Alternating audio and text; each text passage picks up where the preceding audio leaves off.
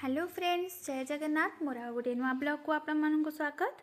आशा करुँची आपण मैंने समस्ते बहुत भलरे थे आ मु भी बहुत भलरे अच्छी। यहाँ है प्रथमाष्टमी दिन वीडियो। तो प्रथमाष्टमी तो घरे घरे समस्त घरे हलदी पत्र पिठा हुए। तो आम घरे किंतु नथिला बाप घरे, किंतु मो शाशु घरे सबू प्रकार माने माने जो 12 मासरे 13 पर्व कहते ना, से भाया सबू पर्व अच्छी शाशु घरे।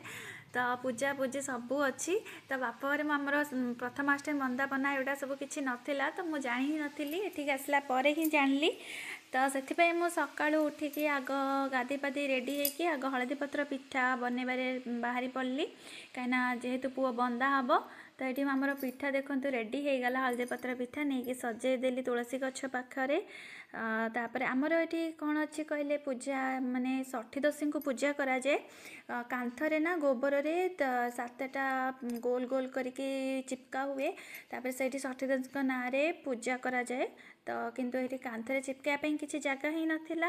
तो से मुझे तुलसी गछ पाखे पीढ़ारे गोबर रे ना 4टा गोल गोल करके थोई देती गोबर रे।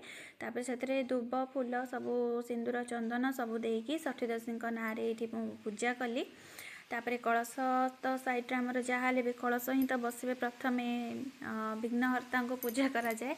तो कलश को बंदापना और षठी माँ को बंदापना करके मो पुओ को भी बंदापना एका सांगे से कराला।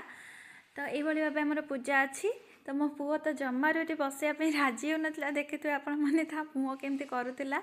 तो ताको मु चॉकलेट देवी, आइसक्रीम देवी, चिप्स देवी, एमती सब कहीकि बसई। सी भी मन रखी जमी पूजा सरला तो मत से मागुची कि मामा तुम कही चॉकलेट दब बोली दियो।